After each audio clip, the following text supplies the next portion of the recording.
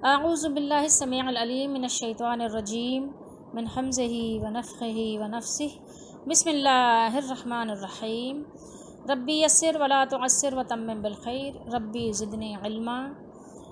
قرآن مجید کی آیت نمبر 282 جو قرآن مجید کی سب سے بڑی آیت ہے، تو اس کی تلاوت ہم نے اس سے پہلے نشست میں کی تھی اور اس کا ترجمہ بھی بتایا تھا اور کچھ اس کی تفسیر بھی بتائی تھی۔ آج اس کا سیکنڈ پارٹ ہے، دوسری نشست ہے۔ یا ایھا الذین آمنوا اذا تداینتم بدین الی اجل مسمى فاکتبوہ، اے ایمان والو جب تم ایک دوسرے کو قرض دو یا لین دین کا معاملہ کرو تو مدت مقررہ تک تو لکھ لیا کرو اسے، ٹھیک ہے، تو اس کو لفکتبوہ، تو اس کو لکھ لیا کرو۔ تو اس پر ہم بات کر رہے تھے اور اسی پر ہم اپنی بات کو بھی آگے بڑھائیں گے انشاءاللہ۔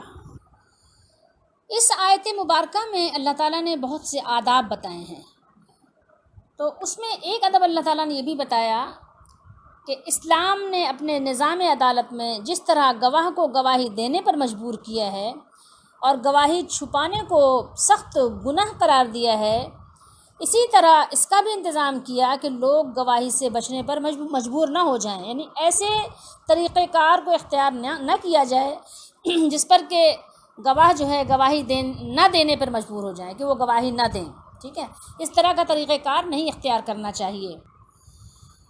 تو پہلے یہی بات تھی کہ یہ دو طرفہ احتیاط کا اثر تھا کہ ہر معاملے میں سچے بے غرض گواہ مل جاتے تھے اور فیصلے جلد اور آسان حق کے مطابق ہو جاتے تھے، اور اس کے علاوہ آج کی دنیا نے اس قرآنی اصول کو نظر انداز کر دیا ہے تو سارا نظام عدالت درہم برہم ہو گیا ہے۔ اس کے علاوہ کسی بھی واقعے کے کوئی بھی واقعہ رونما ہو تو جو چشمدید گواہ ہیں جنہوں نے دیکھا یا سنا ہو، تو اس کے اصلی اور سچے گواہ ملنا تقریباً ناممکن ہو گیا ہے، ٹھیک ہے۔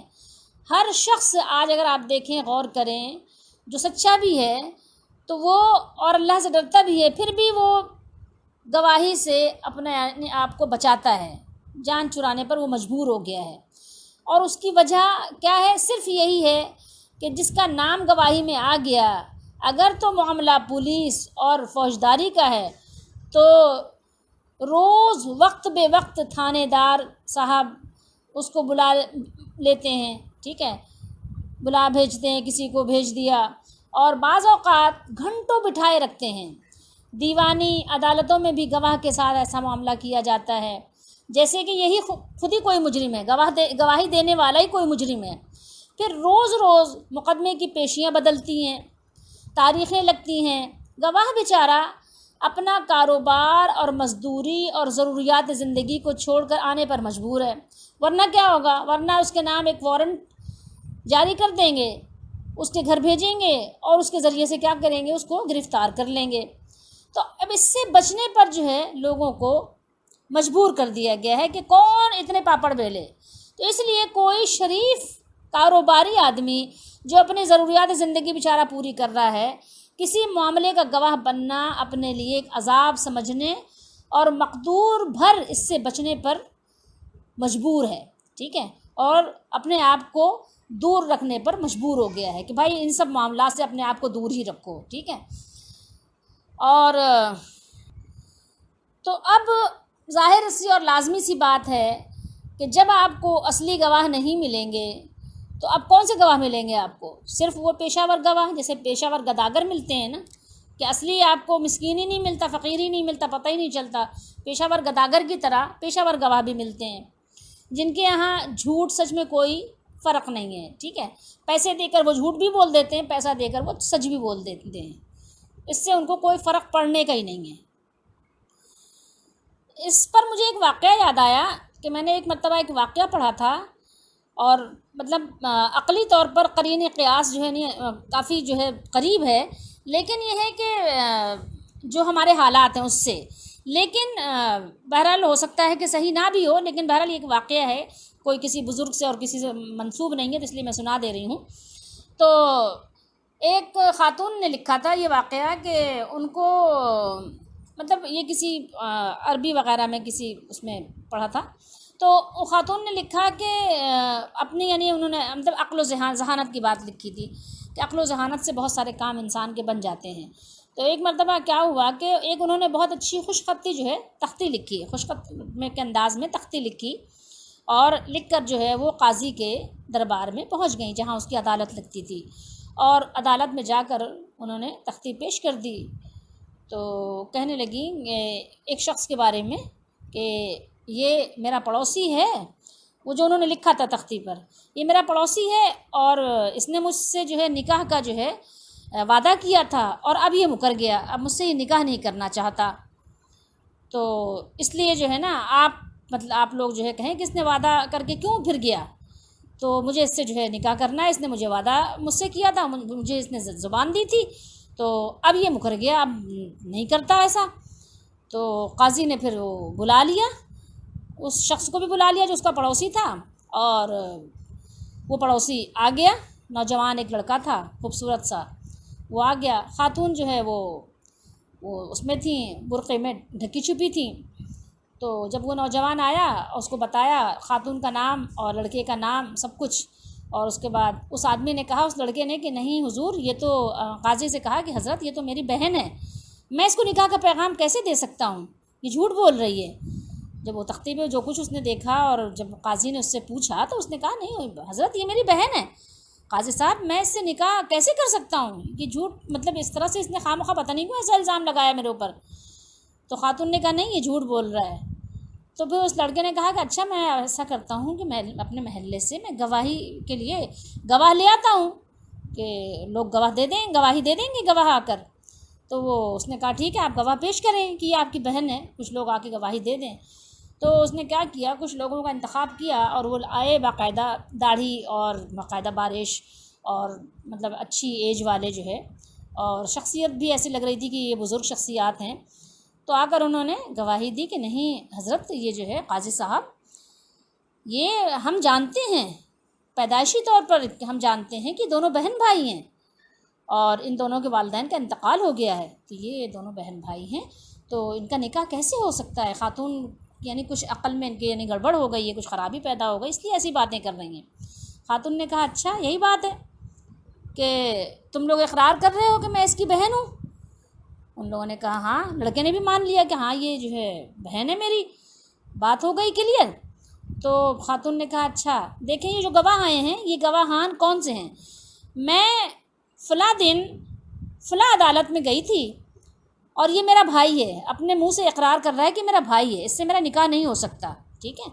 تو میں نے جو ہے اس سے اپنے والدین کے بعد اپنی جائیداد میں جو کہ شرعاً مجھ پر جو ہے اللہ تعالیٰ نے حق دیا ہے، میرا حق ہے، میں اس سے مانگ رہی ہوں، تو مکر گیا۔ اور یہی گواہ جو یہاں آ کر گواہی دے رہے ہیں اور قسم کھا رہے ہیں، قرآن پہ ہاتھ رکھ کے کہہ رہے ہیں کہ میں اس کی بہن ہوں، یہ میرا بھائی ہے، یہی گواہان وہاں گئے تھے اور انہوں نے قرآن پر ہاتھ رکھ کے کہا تھا کہ میں اس کی بہن نہیں ہوں، تو اس کا حصہ ہی کہاں سے بنے گا؟ اور آج نکاح کی بات آئی تو انہوں نے دیکھو اقرار کر لیا کہ میں اس کی بہن ہوں، تو اب آپ بتائیے کہ یہ حصہ ہمارا دیں گے کہ نہیں دیں گے؟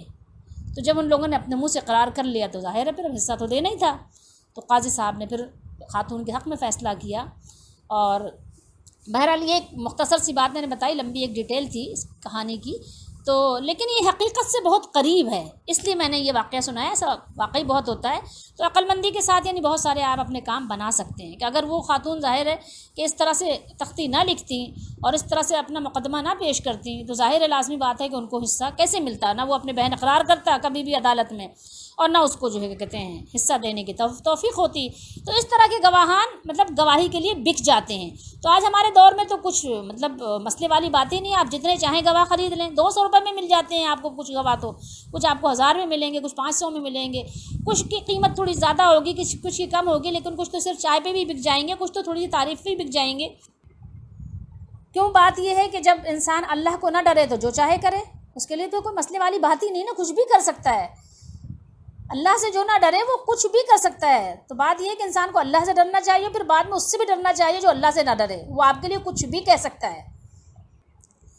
تو ایسے لوگوں سے اپنی عزت بچانی چاہیے اور بہت زیادہ احتیاط کرنی چاہیے. اور ویسے بھی لوگوں سے زیادہ ملنا جلنا سوائے نقصان پہنچانے کے اور کوئی فائدہ تو شاید ہی آپ کو کبھی کسی سے مل جائے. فائدہ تو اتنا ہی ملتا ہے جو اللہ تعالیٰ نے نصیب میں لکھا ہے، لیکن نقصان لوگ ضرور پہنچا دیتے ہیں.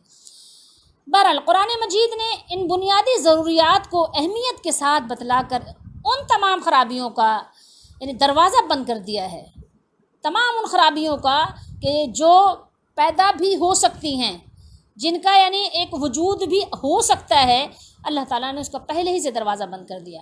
آیت کے آخر میں ارشاد فرمایا واتقوا اللہ ویعلمکم اللہ واللہ بکل شیء علیم. یہ دیکھیے میں آپ کو دکھا بھی دے رہی ہوں، یہ ہے، ٹھیک ہے، یہ اللہ نے فرمایا. تو اب یہاں پر یعنی ڈرو اللہ سے، اور اللہ تعالیٰ تمہیں اصول صحیحہ کی تعلیم دیتا ہے، یہ اس کا احسان ہے. اور اللہ تعالیٰ ہر چیز کا جاننے والا ہے، اللہ تعالیٰ ہر چیز کا خوب جاننے والا ہے. یہ بات آپ کے پیش نظر ہر وقت رہنی چاہیے کہ اللہ تعالیٰ ہر چیز کا خوب جاننے والا ہے. اور اس آیت میں، اس ایک ہی آیت میں بہت سے احکام اللہ تعالیٰ نے بیان فرمائے ہیں. اور قرآن کریم کی ایک عادت، عام کہیں آپ کہ عام اس کا اصول ہے کہ قانون بیان کرنے سے پہلے بھی اور قانون بیان کرنے کے بعد بھی خوف الہی اور خوف آخرت، روز جزا کا خوف دلا کر لوگوں کے ذہنوں کو تعلیم حکم کے لیے آمادہ کرتا ہے. بچوں کو جب ہم ڈراتے ہیں نا کہ دیکھو اگر تم نے سبق یاد نہیں کیا تو ٹیچر آپ کو ماریں گی، تو پھر بچے ڈر جاتے ہیں نا، کیونکہ بچے مار سے ڈرتے ہیں. ٹیچر آپ کو پنش کریں گی تو بچے ڈرتے ہیں، بچے سزا سے ڈرتے ہیں. تو یہ سب چیزیں ہیں. تو اللہ تعالیٰ نے بھی یہی دونوں طریقے اختیار کیے ہیں. ایک اللہ تعالیٰ نے ڈرایا ہے، اور جو کہ اس نے ایسے ہی نہیں ڈرایا کہ جیسے اماں ابا ڈراتے ہیں ہیلے سے، ٹھیک ہے، کہ اماں ابا کا بھی کہہ تو دیتے ہیں لیکن سزا نہیں دیتے. لیکن اللہ تعالیٰ نے اس طرح نہیں ڈرایا. اور اس کی شان ہے وہ ٹھیک ہے، لیکن اللہ تعالیٰ نے جو ڈرایا ہے تو واقعی اس نے سزا بھی رکھی ہوئی ہے، اس کی سزا بھی سخت ہے. اور اللہ تعالیٰ نے ہمیں ڈرایا ہے، اس لیے ڈرایا ہے کہ تم اللہ تعالیٰ سے ڈرو اور جو ہے اس کے احکام کی خلاف ورزی کرنے سے بچو بھی، اپنے آپ کو بچاؤ بھی. اور ایک اللہ تعالیٰ نے پیار کا بھی رکھا ہے، جیسے اماں ابا ایک طرح سے ٹافی بھی دیتے ہیں، کبھی ڈانٹ بھی لگاتے ہیں، ٹھیک ہے. تو اسی طریقے سے اللہ تعالیٰ نے ایک جنت کا بھی آپ کو لالچ بھی دلایا ہے، امید بھی دلائی ہے، اور آپ کو کہا بھی ہے کہ اس کے لیے تیاری کرو، ٹھیک ہے. تو یہ دونوں چیزیں ساتھ ساتھ چلتی ہیں. کچھ لوگ جنت کی محبت، جنت کی لالچ میں عبادت کریں گے، کچھ لوگ دوزخ کے خوف سے کریں گے، سانپ بچھو کے خوف سے کریں گے. اسی لیے تو ہے، یہ سب نشانیاں ہیں دنیا میں. آپ دیکھیں سانپ بچھو اور بھی دیگر طرح کے جو آپ کو موذی جانور ہوں، درندے ہوں، پرندے ہوں، انسان کی حیثیت کیا ہے نا. پر ایسے جانور ہیں کہ انسان کو نگل جائیں، کھا جائیں، کچا کھا جائیں. تھوڑی سی ہوا آندھی آ جائے تو انسان کو اڑا کر لے جائے، ٹھیک ہے، موت کے گھاٹ اتار دے. انسان کے اوپر کوئی چیز گر جائے، 10-20 کلو کو وزن کا ایک بلاک گر جائے تو انسان اس کی سہار نہیں ہے. کشتی ٹوٹ جائے تو پانی میں جو ہے ڈوب جاتا ہے. پہاڑی سے گر جائے تو انسان مر جاتا ہے. کوئی درندہ آ جائے تو انسان ہلاک ہو جاتا ہے.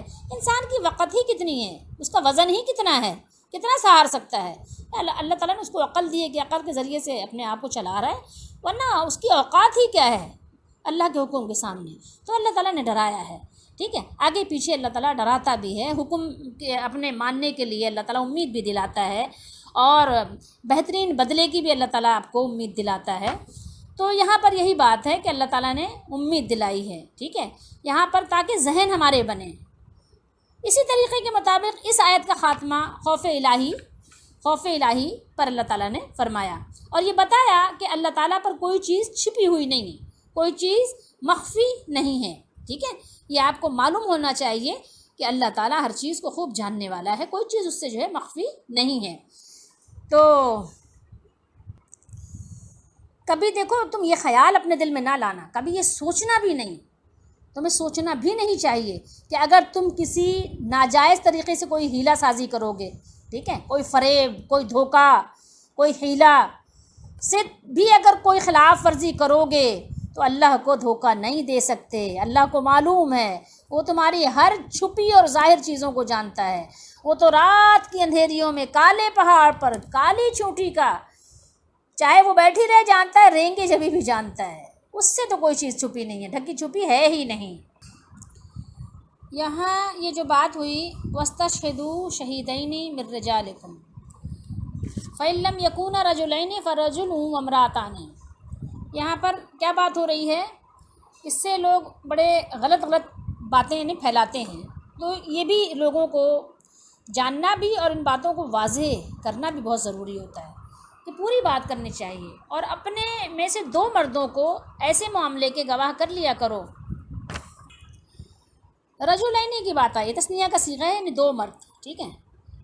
اور اگر 2 مرد نہ ہو تو کیا کرے؟ فرجل، ایک آدمی، ایک مرد، وامرأتان، 2 خواتین، ٹھیک ہے۔ یہاں پر اللہ تعالیٰ نے بیان کیا کہ اس طرح کے جب معاملات پیش آ جائیں تو 2 مردوں کو گواہ کر لیا کرو، ٹھیک ہے۔ 2 مرد اگر گواہی کے لیے مل گئے تو کافی ہیں، جو مطلب جیسے کہ بات ہوئی کہ جن کو تم پسند کرو۔ لیکن اگر 2 مرد گواہ نہ ملیں، ایسا بھی تو ہو سکتا ہے کہیں پر ایک ہی مرد ہو مطلب گواہی کے لیے، باقی تو مرد بہت سارے ہوں، لیکن جو گواہی کی شرائط اور معیار پر پورا اترتا ہے وہ ایک ہی مرد ہے، تو پھر اللہ تعالیٰ نے یہاں پر اس طرح سے معاملہ بیان فرمایا کہ پھر اگر 2 مرد نہ ہوں فَإِن لَّمْ يَكُونَا رَجُلَيْنِ، تو کیا فرمایا؟ فَرَجُلٌ وَامْرَأَتَانِ، پھر اگر 2 مرد نہ ہوں تو ایک مرد اور 2 عورتیں گواہی دیں، ٹھیک ہے۔ تو یہ مالی معاملات میں شہادت کا کیا ہے؟ ایک نصاب ہے۔ عورت کی عقل کی کمی کی وجہ سے 2 عورتوں کو ایک مرد کے قائم مقام قرار دیا گیا ہے، ٹھیک ہے۔ جیسے کہ حدیث شریف بھی ہے، مسلم شریف میں ہے، آپ نے امام مسلم نے بیان کیا کہ حضرت ابو ہریرہ رضی اللہ تعالیٰ عنہ نے بیان کیا کہ نبی کریم صلی اللہ علیہ وسلم نے فرمایا، یا معاشر النساء تصدقنا واکثرن الاستغفار فانی رأیتکن اکثر اہل النار۔ آگے بیان کیا کہ فقالت امرأۃ منہن جزلۃ وما لنا یا رسول اللہ صلی اللہ علیہ وسلم اکثر اہل النار قال تکثرن اللعنہ وتکفرن العشیرہ ما رأیت من ناقصات عقل و دین اغلب لذی لب من کنہ، فرمایا لب من کنہ، قالت یا رسول اللہ صلی اللہ علیہ وسلم وما نقصان العقل والدین، قال اما نقصان العقل فشہادت امرأتین تعدل شہادت رجل فہذا نقصان العقل وتنقص اللیالی ما تصلی وتفطر فی رمضان فہذا نقصان الدین۔ ترجمہ ہے اس کا، اے عورتوں کے گروہ یا اے گروہ خواتین صدقہ کیا کرو، یا معاشر النساء تصدقنا، صدقہ کیا کرو، اور اکثر اور کثرت سے استغفار بھی کیا کرو۔ میں نے دیکھا ہے کہ جہنم میں اکثریت تمہاری تھی، کس کی؟ خواتین کی تھی۔ انتہائی سمجھ بوجھ رکھنے والی ایک عورت نے عرض کی، یعنی جو سمجھدار تھی ان میں سے، اس میں سے ایک خاتون نے رسول اللہ صلی اللہ علیہ وسلم سے عرضی پیش کی، اے اللہ کے رسول صلی اللہ علیہ وسلم، کیا وجہ ہے جہنم میں ہماری اکثریت کیوں تھی، یعنی خواتین کی اکثریت جہنم میں کیوں تھی؟ تو رسول اللہ صلی اللہ علیہ وسلم نے فرمایا، اس لیے کہ تم بہت لعنت بھیجتی ہو اور شوہر کی نافرمانی کرتی ہو۔ میں نے نہیں دیکھا کہ تمہارے عقل و دین میں ناقص ہونے کے باوجود، یعنی خواتین کی عقل میں ناقص ہونے کے باوجود کوئی عقل مند آدمی پر تم سے زیادہ غالب ہو، ٹھیک ہے۔ یعنی ہم خواتین کا جو گروہ ہے، عقل میں دین میں نقص ہے، کمی ہے، اس کے باوجود بھی خواتین سے زیادہ مردوں پر کوئی غالب نہیں ہے۔ یہ یعنی ان کے اندر یہ کمی، دو طرح کی کمیاں ہونے کے باوجود مردوں پر یہ غالب آ جاتی ہیں، مردوں پر اپنا زور چلا لیتی ہیں اور مردوں کو مجبور کر دیتی ہیں وہ کام کرنے پر جو مرد نہیں کرنا چاہتا، عقل مند سے عقل مند آدمیوں کو ڈھیر کر دیتی ہیں یہ۔ تو ان خاتون نے پھر عرض کی، اے اللہ کے رسول صلی اللہ علیہ وآلہ وسلم، ہم میں دین اور عقل کی کیا کمی ہے؟ آپ صلی اللہ علیہ وسلم نے فرمایا، عقل کی کمی کی وجہ سے 2 عورتوں کی شہادت ایک مرد کے برابر رکھی گئی ہے۔ ظاہر ہے بھول چوک خواتین میں زیادہ ہے معاملہ یہ، تو یہ ہے عقل کی کمی۔ اور کچھ ٹائم ایسا گزرتا ہے، یہاں پہ لیالی رات کا وقت ہے، رات کا ذکر ہے، لیکن وہ اس کے ساتھ دن بھی شامل ہے، کہ آپ صلی اللہ علیہ وسلم نے فرمایا کہ انہیں نماز نہیں پڑھ سکتی اور رمضان کے روزے نہیں رکھ سکتی۔ تو یہ دین کی یعنی کمی ہے کہ عبادت میں اتنے نقص رہ جاتا ہے، نقصان ہو جاتا ہے ہمارا، اتنا کمی رہ جاتی ہے جتنے بھی یعنی ٹائم پیریڈ اللہ تعالیٰ چاہتا ہے۔ تو یہ اللہ تعالیٰ نے قرآن میں یعنی بیان کیا کہ یہ ان کے یعنی 2 گواہی کی وجہ سے، کہ ایک مرد کی گواہی 2 عورتوں کے برابر ہے اور 2 عورتوں کی گواہی ایک مرد کے برابر یہاں رکھی گئی ہے۔ تو اس لحاظ سے یعنی بھول چوک میں کمی ہے۔ اس کا مطلب یہ نہیں کہ عورتوں میں کوئی خرابی ہے اور عورتیں کوئی مطلب ناقص ہیں، عورتیں مطلب کوئی بیکار چیز ہیں، بیکار شے ہیں، یہ نہیں بیان کیے جیسے لوگ آج کل بیان کرتے ہیں۔ بھائی بہت ساری خواتین مردوں سے بہت زیادہ آگے ہوں گی، جنت میں بھی ان کا مقام آگے ہوگا۔ امہات المومنین ہیں، صحابیات ہیں، یہ تمام جو غیر صحابیات خواتین مردوں سے بھی آگے ہوں گی۔ اسی طریقے سے امہات المومنین باوجود خواتین ہونے کے یہ جو دیگر مرد ہیں ان سے آگے ہوں گی۔ تو وہ یہ نہیں سمجھے کہ ساری خواتین سارے مردوں سے پیچھے ہوں گی، بلکہ ایسا نہیں، کیٹیگری ہے۔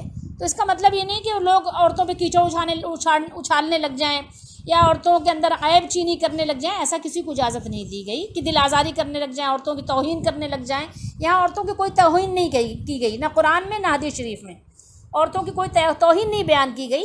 ایک حقیقت ہے، اللہ تعالیٰ نے اپنے مملوک کی یعنی اپنی بندیوں کی یہ جو باتیں بیان کرنا چاہا بیان کیا، اور ہم اس پر راضی اور خوش ہیں۔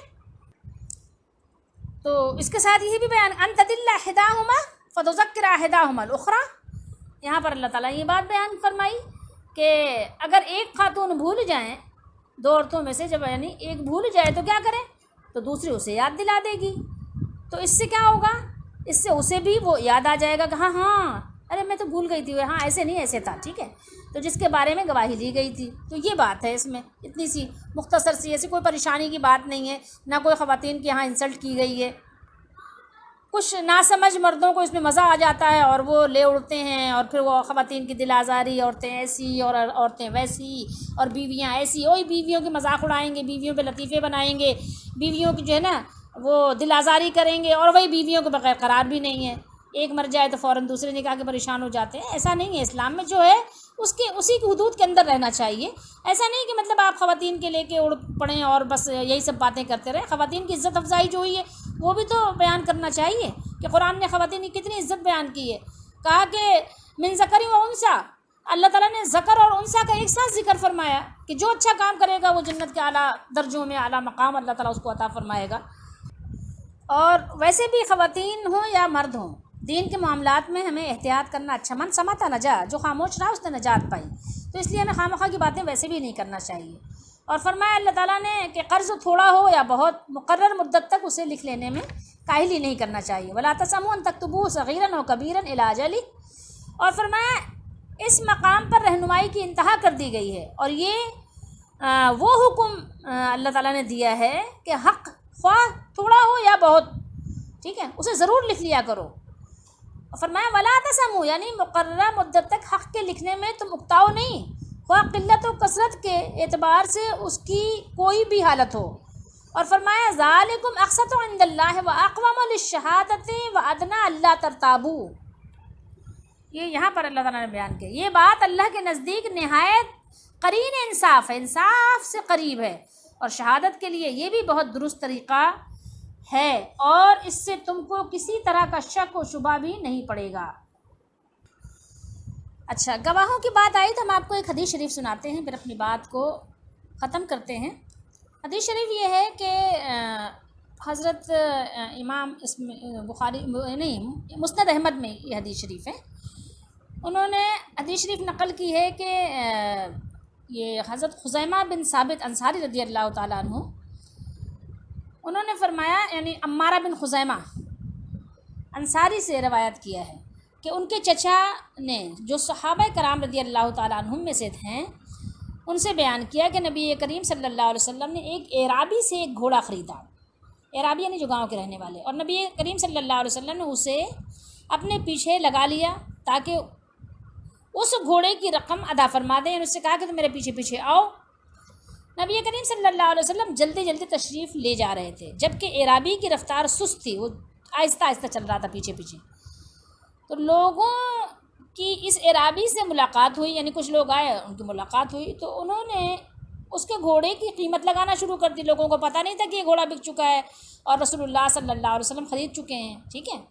تو لوگوں نے کہا کہ بھائی کیا تم یہ گھوڑا بیچ رہے ہو، مطلب کتنے کا بیچو گے، یہ ہے وہ، اور ہم اتنے کا لے لیں گے، کیونکہ ان کو ظاہر معلوم نہیں تھا۔ تو نبی کریم صلی اللہ علیہ وسلم اس سے خرید چکے ہیں، یہاں تک کہ بعض لوگوں نے اس سے جو ہے جو نبی کریم صلی اللہ علیہ وسلم نے قیمت دی تھی اس سے زیادہ قیمت بھی لگا دی۔ تو نبی اکرم صلی اللہ علیہ وسلم نے جس پر خریدا تھا، تو اعرابی ظاہر ہے تھوڑی اس کے دل میں دوسرا خیال آ گیا، یہ سن کر اعرابی نے نبی کریم صلی اللہ علیہ وسلم کو آواز دی اور اپنا ارادہ جو ہے بدلتے ہوئے کہا کہ اگر گھوڑا خریدنا چاہتے ہو تو خرید لو، ورنہ میں یہ کسی اور کو بیچ دوں گا۔ تو نبی اکرم صلی اللہ علیہ وسلم اعرابی کی آواز سن کر کھڑے ہو گئے اور فرمانے لگے، اولیسا قد ابتغوہ منک؟ قال الاعرابی لا واللہ ما بعتک۔ فقال النبی صلی اللہ علیہ وسلم بلا قد ابتغوہ منک۔ آپ صلی اللہ علیہ وسلم نے فرمایا، کیا یہ گھوڑا میں نے تم سے خرید نہیں لیا ہے؟ اولیسا قد ابتغوہ، کیا میں نے خرید نہیں لیا تم سے؟ تو اعرابی نے جواب دیا نہیں۔ اس نے کہا نہیں، یعنی آپ دیکھیں انسان کی نیت بدلتی ہے تو کیسے ہو جاتا ہے، پیسے میں کیسے انسان کا، یعنی یہ مال جو ہے بڑا دھوکہ، بڑا فریبی ہے، شیطان اس ذریعے سے انسان کو بڑا دھوکہ دیتا ہے۔ تو اعرابی نے کہا نہیں، اللہ کی قسم، اس نے قسم بھی کھا لیا، لا واللہ، اللہ کی قسم میں نے تو یہ آپ کو نہیں بیچا۔ تو رسول اللہ صلی اللہ علیہ وسلم نے فرمایا کیوں نہیں، بلکہ میں نے تو اسے تم سے خرید لیا ہے، تم کہہ رہے ہو بیچا نہیں، میں نے خرید لیا ہے۔ لوگ آپ صلی اللہ علیہ وسلم کی اور اعرابی کی آواز سن کر یعنی جمع ہو گئے ارد گرد، ٹھیک ہے، اعرابی کے ارد گرد جمع ہو گئے۔ جب نبی کریم صلی اللہ علیہ وسلم اور اعرابی کی اس مسئلے میں گفتگو ہو رہی تھی، اعرابی نے اپنی گفتگو کے دوران کہہ دیا کہ اچھا اگر یہ گھوڑا میں نے آپ کو بیچا ہے تو کوئی گواہ پیش کرے۔ تو نبی کریم صلی اللہ علیہ وسلم جو بھی مسلمان آتا وہ اس اعرابی سے یہ کہتا کہ تم پر بہت افسوس ہے، یعنی تم ایسی حرکت کر رہے ہو اللہ کے نبی صلی اللہ علیہ وسلم کے ساتھ۔ تو رسول اللہ صلی اللہ علیہ وسلم تو ہمیشہ سچی بات فرماتے ہیں، سچی بات ہی کہتے ہیں۔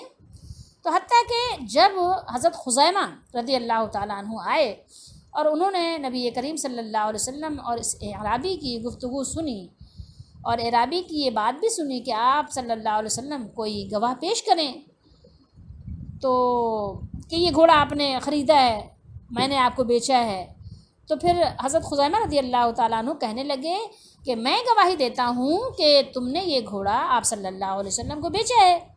نبی اکرم صلی اللہ علیہ وسلم نے خزیمہ رضی اللہ تعالیٰ عنہ کی طرف توجہ کی اور آپ متوجہ ہوئے اور فرمانے لگے،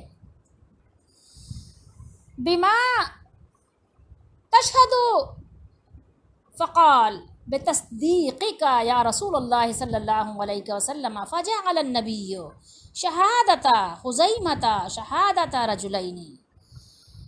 آپ صلی اللہ علیہ وسلم نے فرمایا کہ خزیمہ تم یہ گواہی کس بنا پر دے رہے ہو، یعنی تم تو یہاں تھے ہی نہیں جب میں نے گھوڑا خریدا، اعرابی نے گھوڑا بیچا تو تم تو موقع پر موجود ہی نہیں تھے، تو تم یہ کیسے گواہی دے رہے ہو؟